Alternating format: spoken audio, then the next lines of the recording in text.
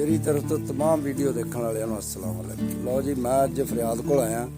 बड़े दिनों की असीं कोशिश कर रहे थे भी तूड़ी की कुप्पां की जिहड़ी है ना वीडियो बनाइए, लेकिन फरियाद को टाइम नहीं सी लग रहा। अज वो मेरे काबू आया तो उहदे कोलों सारा जिहड़ा ना जी अज पुछदे आ खर्चा की है, किन्नी तूड़ी स्टाक कर रहा वो है जी, लेबर का खर्चा की ये ते ये सारा वो को अज तुहानूं तफसील पुछ के वीडियो च पाने और पुछते हैं भी तेनों किवें मन लभ रही है, ये खर्चा कितना आ रहा, ताकि कोई कारोबार करना चाहे कोई तूड़ी का कारोबार कर सकता, क्योंकि ये भी प्रॉफिटेबल कारोबार कोई भी हो प्रॉफिटेबल होंदा। कोई भी कारोबार जिहड़ा ना जी कोई नुकसान वास्ते नहीं करता। कारोबार जिन्ने भी कोई भी करता ना जी, किसी मुनाफा घट किसी वध, लेकिन होंदा प्रॉफिट वास्ते ही है। तो चलो हुण वीडियो शुरू करते हैं तो फरियाद नूं भी बुलाने ਉਹਦੇ ਕੋਲੋਂ ਪੁੱਛਦੇ ਆ ਸਾਰਾ, ਤੇ ਤੁਸੀਂ ਹੁਣ ਸਾਡੇ ਨਾਲ ਬਣੇ ਰਹੋ। ਪੂਰੀ ਤਫਸੀਲਾਤ ਤੁਹਾਨੂੰ ਜਿਹੜੀ ਹੈ ਨਾ ਜੀ ਵੀਡੀਓ 'ਚ ਅਸੀਂ ਦਿੰਦੇ ਆ ਸਾਰੀ, ਨਾਲੇ ਕੁੱਪ ਦਿਖਾਉਂਦੇ ਆ ਕਿੰਨੇ ਬਣ ਚੁੱਕੇ ਨੇ ਔਰ ਕਿੰਨੇ ਬਣਨੇ ਨੇ, ਇਹ ਵੀ ਪੁੱਛਦੇ ਆ ਨੂੰ। ਜਿਹੜੇ ਬਣ ਚੁੱਕੇ ਉਹ ਤੇ ਦਿਖਾਵਾਂਗੇ, ਜਿਹੜੇ ਬਣਨੇ ਆ ਉਹ ਦੱਸੇਗਾ ਵੀ ਕਿੰਨੇ ਹੋਰ ਬਣਨੇ ਨੇ। ਤੇ ਇਹ ਵੀ ਤੁਹਾਨੂੰ ਅੱਜ ਦੱਸਾਂਗੇ ਪੁੱਛ ਕੇ ਉਹਦੇ ਕੋਲੋਂ ਵੀ ਔਸਤ ਜਿਹੜੀ ਆ ਕਣਕ ਦੀ ਕਿੰਨੀ ਨਿਕਲੀ ਆ ਇਸ ਸੀਜ਼ਨ 'ਚ, ताकि दूसरे इलाकों का सानू कमेंट्स दस्यो भी किन्नी किन्नी जी औसत जी किले की निकली है। इत्थे दी असीं दसांगे तुहानू, दूसरे इलाकों की कमेंट्स करके तुसां दसनी है, ताकि सानू पता होवे फलाने इलाके जिहड़ा जी औसत ज़्यादा साडे दी घट है या वध, ये बाद च पता लगेगा। यह ने जी कुप तूड़ी दे जिहड़े बन चुके ने। इस ये जिहड़ी तूड़ी जिहड़ी है ना जी थ्रैशर दी लगी है, ਇਹ ਜਿਹੜੇ ਕੁੱਪਾਂ 'ਚ। ਤੇ ਚੈਪਰ ਦੀ ਤੂੜੀ ਜਿਹੜੀ ਹੈ ਉਹ ਵੀ ਤੁਹਾਨੂੰ ਦਿਖਾਉਂਦੇ ਅਸੀਂ। ਮਿਕਸ ਜਿਹੜੀ ਉਹ ਅਲੱਗਾ ਲੱਗੀ ਹੈ ਉਹ ਵੀ ਤੁਹਾਨੂੰ ਦਿਖਾਉਂਦੇ ਆ, ਉਹਦਾ ਵੀ ਤੁਹਾਨੂੰ ਪੁੱਛ ਕੇ ਰੇਟ ਇਹਦੇ ਕੋਲੋਂ ਸਾਰਾ ਤੁਹਾਨੂੰ ਮਾਲੂਮਾਤ ਦਿੰਦੇ ਆ। ਇਹ ਜਿਹੜਾ ਨਾ ਜੀ ਕੁੱਪ ਬਹੁਤ ਲੰਬਾ, पूरा 220 फुट किले का बनया है कुप। जरा ये जोड़े छोटे कुप ने थोड़े जे, लेकिन लंबे ये भी बड़े ने। यह बन रहा कुप, यह जरा यह तूड़ी जी है ना जी चैपर की पई है। यह जी है ये सारी चैपर की तूड़ी है जी, यदा अज कुप बनना जे। कुछ बन चुके ने कुप तो कुछ हुण कुप बनने ने। देखो ना जी कुप, ये चैपर की तूड़ी है जी। यह देखो इन्हां दी लंबाई, ये हुण तुसीं आप अंदाजा ला लिओ भी किन्नी दी लंबाई बनदी है एक कुप दी।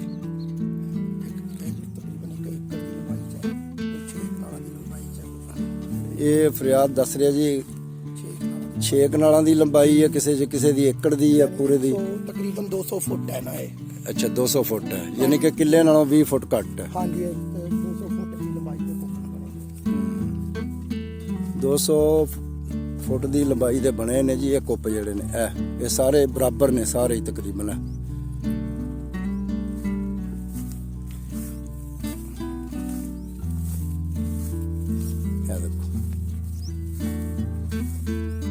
ये मिक्स लगे ने, यह जिहड़े कुप ने जी ये मिक्स लगे ने। जिहड़े ने ये तुहानूं दिखाने थ्रैशर दे ते चैपर दे इकट्ठे लगे ने, मिक्स। इहनूं मिक्स कहंदे ने। 3 किस्म की तूड़ी है जी इत्थे, चैपर दी लैदा है।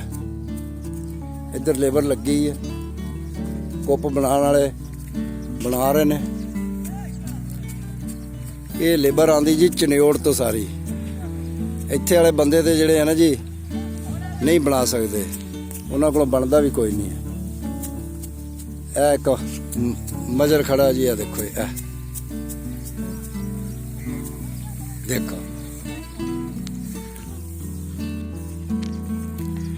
अच्छा जी हुण दसो इहदे बारे च। ए जी राणा फरियाद जिहदा सारा कारोबार व रहमतुल्लाहि व बरकातहू। ये जी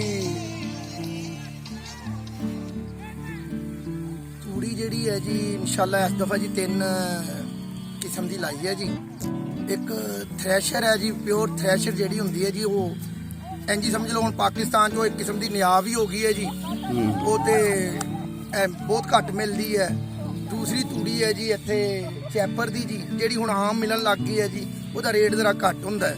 ਤੇ ਤੀਸਰੇ ਕਿਸਮ ਦੀ ਇਹ ਤੂੜੀ ਮੇਰੇ ਪਿੱਛੇ ਤੁਸੀਂ ਦੇਖ ਰਹੇ ਹੋ, ਇਹ ਮਿਕਸ ਹੈ ਜੀ। ਇਹਦੇ ਵਿੱਚ ਥ੍ਰੈਸ਼ਰ ਔਰ ਚੈਪਰ ਨੂੰ ਮਿਕਸ ਕਰਕੇ ਲਾਇਆ ਗਿਆ ਹੈ। ਤੇ ਉਹ ਇਹ ਹੈ ਨਾ ਜੀ, ਜਿਹੜੀ ਥ੍ਰੈਸ਼ਰ ਦੀ ਤੂੜੀ ਹੈ ਉਹ ਇਹਨਾਂ ਨਾਲੋਂ ਤਕਰੀਬਨ 30 ਤੋਂ 40 ਰੁਪਏ ਮਹਿੰਗੀ ਹੈ ਜੀ। ਥ੍ਰੈਸ਼ਰ ਵਾਲੀ ਤੂੜੀ ਜਿਹੜੀ ਹੈ ਨਾ, ਤੇ ਇਹਨਾਂ 'ਚੋਂ ਸਭ ਤੋਂ ਸਸਤੀ ਤੂੜੀ ਹੈ ਚੈਪਰ ਦੀ। ਤੇ ਚੈਪਰ ਦੀ ਤੂੜੀ ਜਿਹੜੀ ਹੈ ਨਾ, ਉਹ ਇਸ ਵਾਰੀ ਬਹੁਤ ਆਮ ਹੈ ਜਿਹੜਾ ਨਾ, ਕਿਉਂਕਿ ਚੈਪਰਾਂ ਬਹੁਤ ਜ਼ਿਆਦਾ ਹੋ ਗਈਆਂ ਨੇ, ਉਹਨਾਂ ਨੇ ਕਾਰੋਬਾਰ ਨੂੰ ਬੜਾ ਆਸਾਨ ਕਰਤਾ ਹੈ। ਤੇ ਚੈਪਰ ਦੀ ਤੂੜੀ ਜਿਹੜੀ ਹੈ ਨਾ ਜੀ, 220 ਤੋਂ ਲੈ ਕੇ 240 ਤੱਕ ਆਮ ਮਿਲਦੀ ਹੈ ਜਿੱਥੋਂ ਮਾਣ ਜੀ।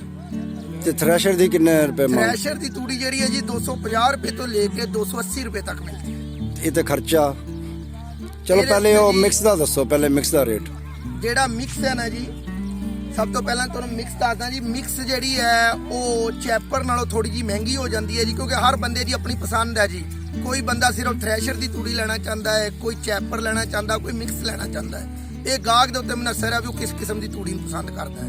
ਬਾਕੀ ਇਹਦੇ ਤੋਂ ਸਭ ਤੋਂ ਮਹਿੰਗੀ ਥ੍ਰੈਸ਼ਰ ਦੀ ਤੂੜੀ ਹੈ ਜੀ, ਜਿਹੜੀ ਕਿ ਦੋਵਾਂ ਨਾਲੋਂ ਕੋਈ 40 ਰੁਪਏ ਮਹਿੰਗੀ ਹੁੰਦੀ ਹੈ। ਉਸ ਤੋਂ ਬਾਅਦ ਜਿਹੜੀ ਮਿਕਸ ਹੈ ਜੀ, ਉਹ ਤੇ ਚੈਪਰ ਦੀ ਤੂੜੀ ਜਿਹੜੀ ਹੈ ਉਹ ਸਭ ਤੋਂ ਸਸਤੀ ਹੈ ਜੀ। ਤੇ ਇਸ ਵਾਰੀ ਜਿਹੜੀ ਤੂੜੀ ਹੈ ਨਾ ਜੀ, ਉਹ ਤਕਰੀਬਨ ਜਿਹੜਾ ਨਾ ਜੀ, ਇਹ ਕੁੱਪ 'ਚ ਲੱਗਣ ਤੱਕ, ਲਪਾਈ ਤੱਕ ਤੂੜੀ ਤੇ ਫੀ ਮਣ ਖਰਚਾ ਜਿਹੜਾ ਹੈ ਜੀ, ਉਹ 435 ਰੁਪਏ ਆਇਆ ਜੀ।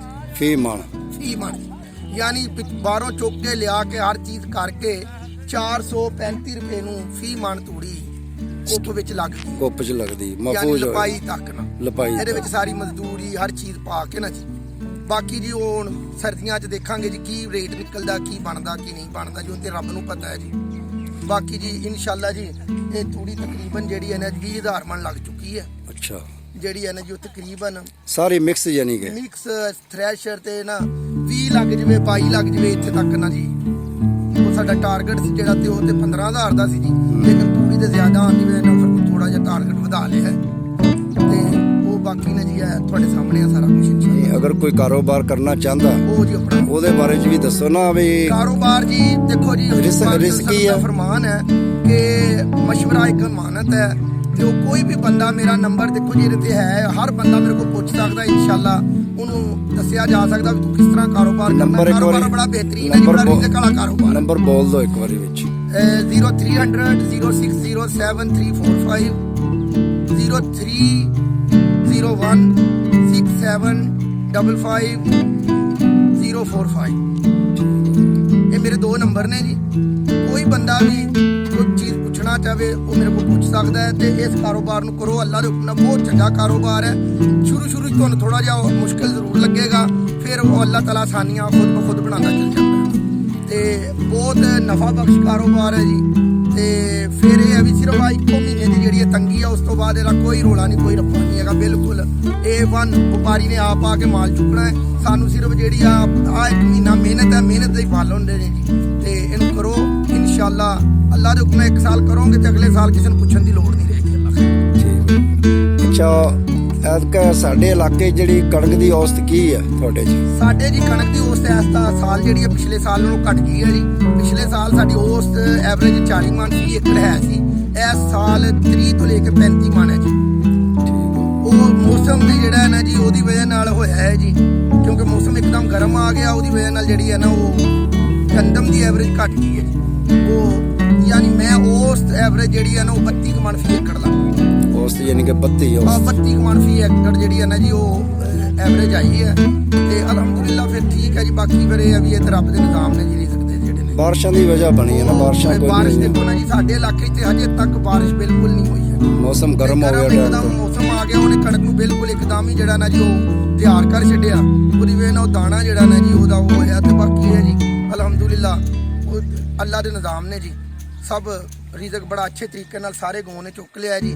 ਸਾਡੇ ਪਿੰਡ ਵਿੱਚ ਥ੍ਰੈਸ਼ਰਾਂ ਕੱਲ੍ਹ ਦੀਆਂ ਬੰਦ ਹੋ ਗਈਆਂ ਨੇ ਜੀ। ਕੱਲ ਦਾ ਜਿਹੜਾ ਨਾ ਜੀ ਉਹ ਥ੍ਰੈਸ਼ਰਾਂ ਵਾਲਾ ਕੰਮ ਮੁੱਕ ਗਿਆ ਹੈ। ਇਹ ਤੂੜੀ ਦਾ ਕੰਮ ਅਜੇ 10 ਦਿਨ ਦਾ ਹੈ ਜੀ।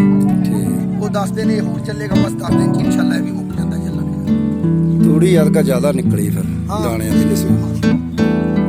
ਇਹ ਜੀ ਚਰਿਓੜ ਦੀ ਲੇਬਰ ਲੱਗੀ।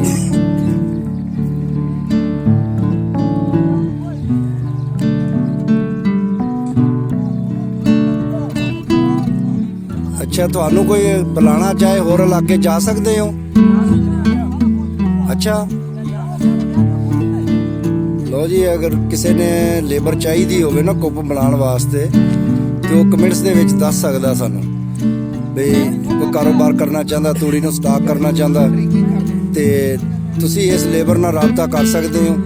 ਫਰਿਆਦ ਦੇ ਨੰਬਰ ਦੋਵੇਂ ਜਿਹੜੇ ਉਹਨੇ ਬੋਲਤੇ ਨੇ ਵਿੱਚ, ਉਹਨਾਂ ਨੰਬਰਾਂ ਤੇ ਤੁਸੀਂ ਜਿਹੜਾ ਨਾ ਜੀ ਫਰਿਆਦ ਨਾਲ ਰਾਬਤਾ ਕਰਕੇ ਇਸ ਲੇਬਰ ਨੂੰ ਤੁਸੀਂ ਬੁਲਾ ਸਕਦੇ ਹੋ। ਤੇ ਬਹੁਤ ਅੱਛਾ ਕੰਮ ਕਰਦੇ ਨੇ ਜੀ ਇਹ।